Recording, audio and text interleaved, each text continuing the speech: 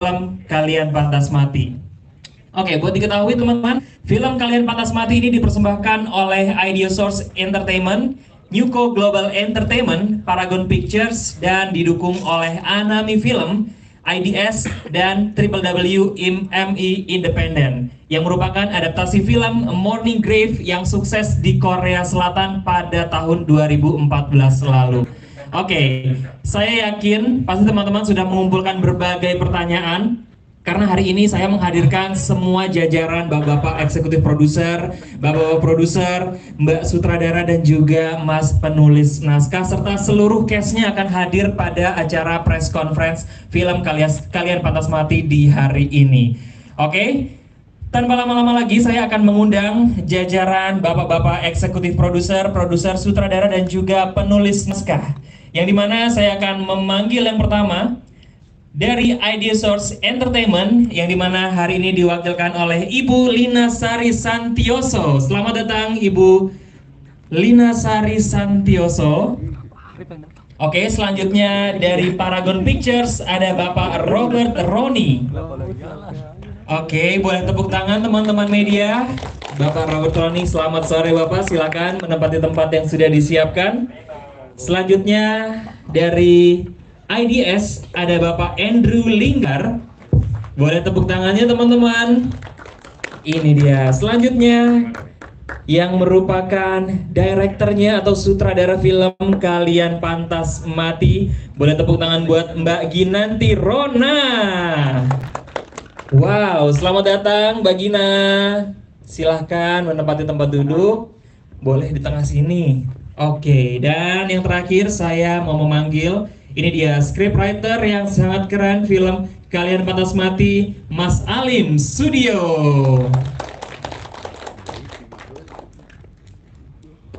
Oke, silahkan boleh. Oke, boleh di situ aja Mas ya. Oke, selamat datang. Oke.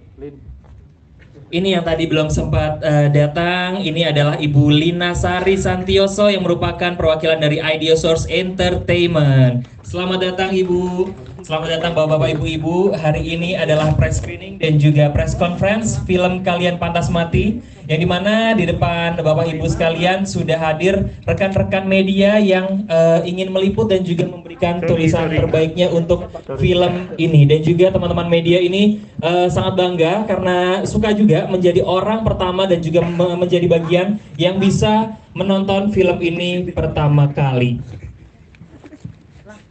Oke, yang pertama saya ingin bertanya kepada Ibu Lina Sari. Selamat sore Ibu. Oke, apakah ekspektasi dari Ibu Lina Sari yang merupakan perwakilan dari Ideosource Entertainment terhadap film Kalian Pantas Mati yang akan rilis sebentar lagi Bu? Silakan. Mungkin ekspektasi dari kami pastinya film ini bisa diterima oleh masyarakat luas di Indonesia ya, itu nomor satu. Terus juga kita lihat bahwa tema yang diusung ini memang mungkin erat kaitannya dengan para remaja. Memang merupakan segmen dari film ini sendiri, dan kita juga berharap bahwa pesan yang coba disampaikan dan melalui film ini bisa ditanggapi secara positif di Indonesia. Nah, selain itu juga kita melihat mungkin beberapa waktu ke belakang, beberapa bulan belakangan ini kita melihat industri perfilman Indonesia itu juga mulai bangkit dan dipelopori oleh film-film Indonesia itu sendiri. Jadi kami dari Ideosource Entertainment dan saya rasa juga semua pihak yang terlibat dalam film ini, kita berharap bahwa film Kalian Pantas Mati ini bisa menjadi salah satu film yang digemari di Indonesia dan juga menghibur para penonton, serta juga memiliki kontribusi yang tinggi terhadap pertumbuhan kancah perfilman di tahun ini. Oke, boleh tepuk tangannya teman-teman media. Amin. Saya rasa seperti itu juga Bu, karena film ini kalau jujur ya sebagai orang yang menonton pertama kali aku sangat terhibur karena perpaduan genre itu yang banyak ya, horor, romantis, bullying segala macam menjadi satu. Nanti kita akan bahas lebih lanjut. Selanjutnya saya mau bertanya kepada Bapak Robert Roni, perwakilan dari Paragon Pictures. Untuk film Kalian Pantas Mati ini Pak, ini kan bergenre horror romance. Dan kenapa Paragon Pictures memilih genre ini untuk disajikan? Dan genre ini merupakan film pertama dari Paragon Pictures ya Pak ya? Silakan. Ya, terima kasih. Jadi sebenarnya bukan kita memilih genre-nya, tapi kita memilih film Morning Grave yang udah kita remake gitu kan. Jadi memang seperti itu. Tapi memang yang pertama kali membuat kita tertarik dengan film Morning Grace yang asli dari Koreanya memang karena bukan cuma straight up horror aja sih menurut kita. Jadi muatan drama dan dramanya juga cukup kuat, dan itu yang menurut kita bahwa ini bisa jadi pembeda dari genre horror yang lain.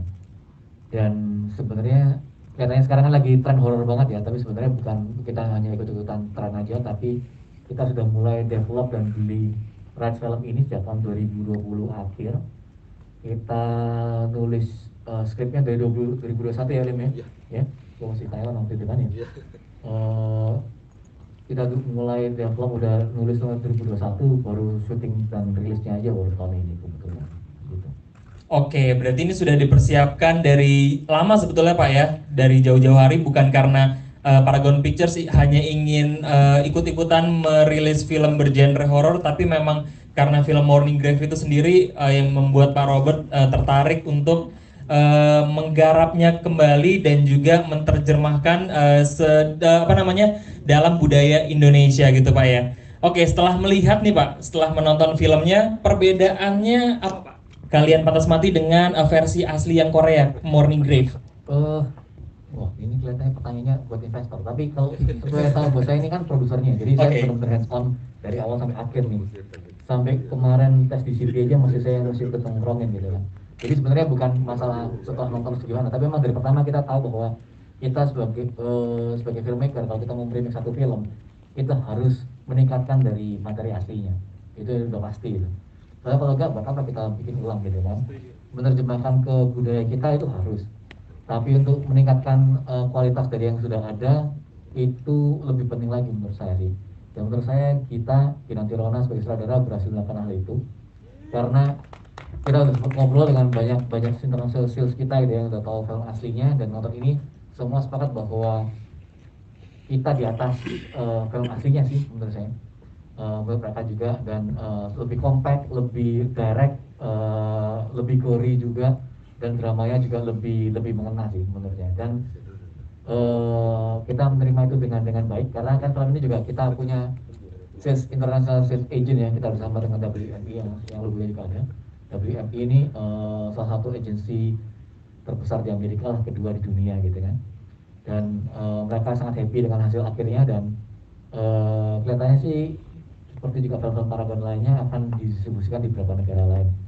Cuma kita belum menentukan formatnya nanti seperti apa. Tapi so far ya itu semua happy dan merasa bahwa kualitasnya di atas film Morning Grave yang aslinya. Oke, boleh tepuk tangan buat Pak Robert Roni, teman-teman media. Setuju kualitasnya di atas, karena emang bagus banget sih Pak, jujur saya pas nonton filmnya ya. Oke, selanjutnya saya ingin bertanya kepada perwakilan dari International Design School, di mana hari ini ada Bapak David Linggar. Nah, film ini kan Pak ya, Kalian Pantas Mati ini mengangkat tema bullying. Nah, seberapa penting tema ini sebetulnya diangkat ke layar lebar seperti film Kalian Pantas Mati, Pak? Ya, terima kasih. Jadi kami kan juga IDS itu institusi pendidikan, gitu ya. Jadi kita mengamati juga, dan kami sangat banyak berinteraksi dengan terutama sekolah-sekolah menengah, gitu. Sehingga kita juga mendapat informasi, cerita bahwa isu bullying itu sekarang di remaja sangat real, sangat hadir di tengah-tengah kita, dan itu perlu jadi concern semua pihak sebetulnya. Kenapa? Karena bullying itu bisa memberi dampak yang bahkan trauma, ya, yang mendalam atau permanen bahkan. Gitu. Jadi buat kami sangat penting sebetulnya isu itu diangkat, dan pemilihan media film sebetulnya mungkin salah satu yang paling tepat, gitu ya. Kenapa? Karena aksesibel, dekat dengan remaja, gitu. Sehingga kita berharap memang film ini bisa membuka mata banyak pihak bahwa isu ini ada di tengah-tengah kita dan perlu jadi perhatian. Gitu. Terima kasih. Oke, setuju juga Pak kalau saya soal itu, karena melalui media film saya sebagai penonton tadi kayak sampai banget nih rasanya bagaimana rasanya anak sendiri dibully dan disaksikan di depan matanya orang tua gitu kan. Jadi bisa mengangkat pelajaran juga bagi kita semua yang menonton dan mendapatkan pesan dari film ini bahwa stop bullying ya Pak ya. dan jangan melakukan bullying sama sekali dimanapun, di kawasan sekolah, di kawasan pekerjaan, dan dimanapun itu. Oke, dari IDA sendiri Pak, harapannya apa tentang film Kalian Pantas Mati ini? Ya tentu kalau secara media tadi ya, kita ingin ini film bisa memberi impact yang luas dan kesadaran yang tinggi tadi gitu. Jadi mudah-mudahan walaupun tadi ya mungkin malah memang benar ya, genre horor cukup populer di Indonesia sehingga mungkin penerimaan masyarakat bisa lebih luas, sehingga kesadaran itu tadi ya terbangun secara lebih efektif gitu. Itu sih mungkin ya sederhananya ya. Oke, terima kasih Bapak David Linggar atas jawabannya yang sangat keren, dan selanjutnya saya mau mengoper mic-nya kepada director kita hari ini, Mbak Ginanti Rona. Selamat sore Mbak Gina. Selamat sore. Oke, sebelumnya aku mau nanya nih, tantangannya apa dalam menggarap film ini Mbak? Tantangannya seperti tadi Pak Robert Randi sempat jelaskan, kita ingin membuat remake film Morning Grave dari Korea. Tentunya ada harapan untuk membuat secara treatment juga lebih baik dari film originalnya gitu. Jadi itu tantangan yang buat saya sih sebenarnya challenge ya, buat yang untuk membuat secara treatment, karakter development, story itu bisa terdeliver dengan baik dan bisa disukai juga oleh penonton film kita gitu sih. Oke, ada ramuan tersendiri nggak dari Mbak Gina dalam membuat sebuah film yang bisa dikatakan adalah remake dari film sebelumnya gitu? Kalau ramuan sebenarnya ya saya memang suka nonton film-film horor Asia dan film-film horor 90-an kayak coming of age horror gitu. Jadi ada sedikit percampuran lah antara itu. Kemudian juga secara karakter sendiri kan di sini memang dari perspektif anak SMA gitu. Jadi saya ingin coba masuk juga ke dalam dunia mereka, dan dengan pemain juga saya mencoba untuk lebih ingin tahu sih bagaimana sih pendapat mereka sendiri terhadap karakternya, dunia remaja itu seperti apa, bagaimana mereka melihat bullying itu sendiri gitu dan lain sebagainya gitu sih. Oke, speaking of karakter nih Mbak, kan pasti Mbak Gina sudah nonton filmnya ya dari awal sampai habis gitu karena film besutan Mbak Gina ini. Nah, gimana Mbak menurut Mbak penampilan aktor-aktor muda Indonesia yang bermain dalam film ini? Saya bangga sekali dengan semua pemain Kalian Pantas Mati karena kita memilih semua pemain di sini. Kebetulan memang banyak dari mereka yang belum pernah main film sebelumnya. Kecuali ada Emir Mahira, dia di sini yang berperan sebagai Raka. Emir itu dulunya memang salah satu aktor cilik berbakat, sempat memenangkan Piala Citra juga.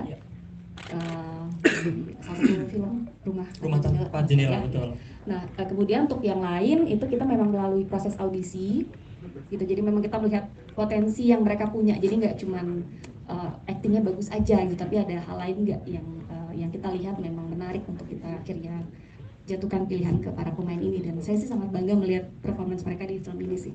Oke, bangga melihat performance teman-teman ini di film Kalian Pantas Mati.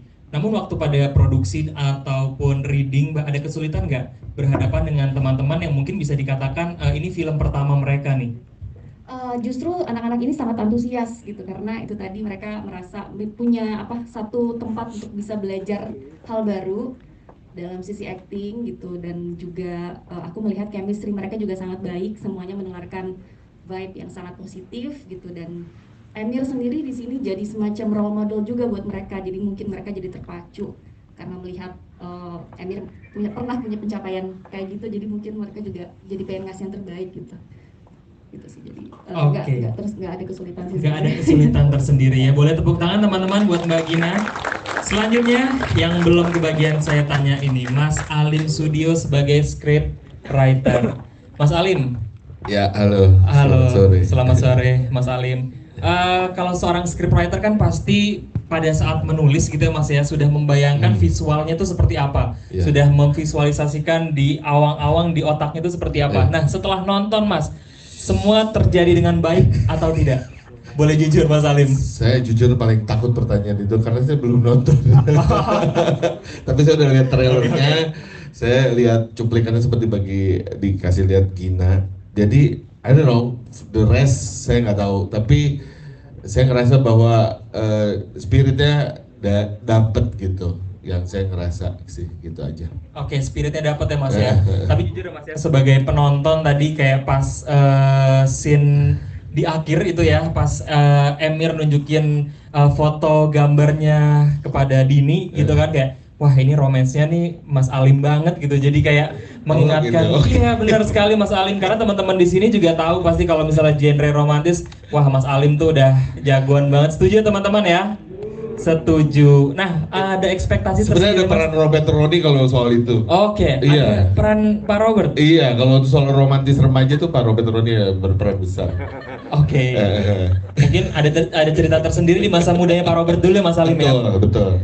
Apalagi Oke. waktu itu masa pandemi dan beliau lagi ada di Taiwan, jadi kayak romance feelingnya memang dapet banget waktu dia di sana, dia bilang. Oke, di Thailand. Di Taiwan. Oh, di Taiwan Iya, membangkitkan betul. romance feelingnya Iya. seorang Robert Roni. Oke, Mas Alim boleh kasih tahu ekspektasinya terhadap film kalian Pantas Mati ini, Mas? Ekspektasinya 5 juta. Waduh. Kok angka sih? Angka ya ekspektasinya. Enggak dong, kalau angka urusannya produser, kalau penulis ekspektasinya adalah bagaimana film ini bisa menginspirasi. Nggak tahu ya, saya ngerasa film itu ada jodohnya gitu untuk muncul kapan, untuk akhirnya bisa tayang kapan, dan di tengah-tengah masyarakat seperti situasinya seperti apa gitu. Dan saya ngerasa buat kata kalimat kalian pantas mati itu bukan dari saya tapi dari para produser di Paragon yang punya titling ini, dan menurut saya tiba-tiba kayak wow, ini titling yang amat sangat kuat, dan ini menjadi buat saya ini identitas sendiri sih, menjadi entity film sendiri yang ya walaupun ini start remake film Korea, tapi pada akhirnya kalian pantas mati menjadi satu film Indonesia sendiri gitu yang kayaknya cukup relevan dengan kondisi sosial sekarang gitu. Dan kalau kita ngomong bullying, ya kebetulan aja settingnya di film ini sekolah, tapi bullying it's happen everywhere gitu. Dan di sini kita ngomong bukan cuma antara korban dan pelaku, tapi juga orang-orang yang dia menyaksikan bullying terjadi. It's about bullying also gitu. Jadi kalau buat aku ini sangat kontekstual sama kondisi masyarakat sekarang ini. Setelah kita tren horor, kemudian kemarin tren film drama nangis, ya kalian pantas mati mempertemukan dua elemen itu di sini. Gitu. Jadi mudah-mudahan dua penonton bersatu di kalian pantas mati. Amin. Ya. Oke, semoga filmnya bisa selalu diterima ya Mas ya, diterima dengan baik oleh penonton-penonton Indonesia. Oke, itu dia tadi sedikit penjelasan dari Bapak Ibu orang keren di balik layar film Kalian Pantas Mati. Dan sekarang saya mau memberikan maksudnya memberikan kesempatan kepada teman-teman media yang mau bertanya kepada Bapak Ibu yang ada depan sini. Oke, boleh